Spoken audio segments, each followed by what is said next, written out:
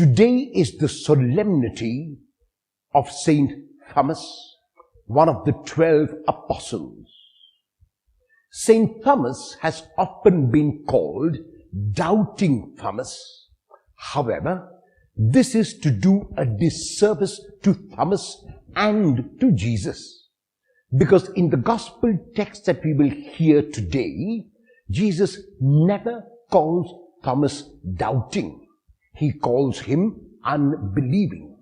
The Greek word for unbelieving is apistos. So Jesus says to Thomas, do not be apistos, be pistos, which means do not be unbelieving, be believing. The question arises as to why did Thomas not believe? He did not believe the disciples who had told him that Jesus had appeared to them. In chapter 20, verses 19 to 23, Jesus appears to the disciples when Thomas was not present. And when Jesus appeared to the disciples, he gifted them the gift of peace. Not only did Jesus give the peace once, but he gifted it twice. And then he breathed on the disciples and communicated to them the Holy Spirit and gave them a commission to forgive and to retain sin. For 8 days, it is likely that the disciples were with Thomas, because it is 8 days later that our text for today begins.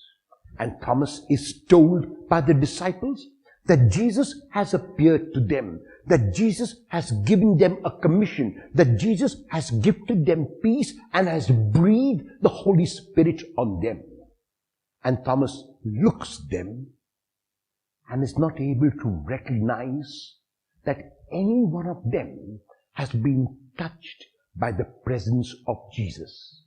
He says to them, looking at you, you look the same to me. There seems to be no transformation in any of you. There seems to be no change in any of you. It does not seem to me that the Lord has appeared. So the fault is not with Thomas. The fault is with the disciples who verbally communicated to Thomas that the Lord had appeared, but were unable to show that the Lord had indeed appeared.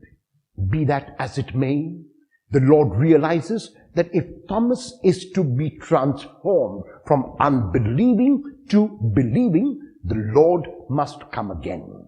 And the Lord makes himself known to Thomas, inviting him to put his fingers in the nails in his hands and in his side. We are not told whether Thomas did that, but what we are told is that Thomas responds with the highest acclamation for Jesus found anywhere in the New Testament, my Lord and my God. This is once again an indication that Thomas was not really doubting, he was only unbelieving. And his unbelief was because his companions were unable to convince him of the appearance of the Lord. The Lord appears to every one of us, and constantly and consistently. The Lord makes himself known to us at every single moment of our lives.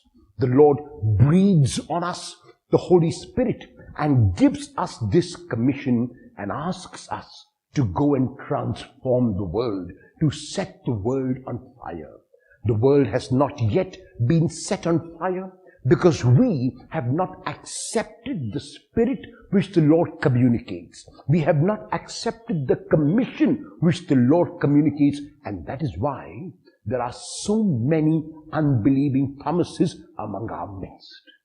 I pray that on this feast of St. Thomas, each one of us will be transformed with the breath of the Spirit of Jesus and might go out into the whole world and set the world on fire, so that those unbelieving Thomases might become believing.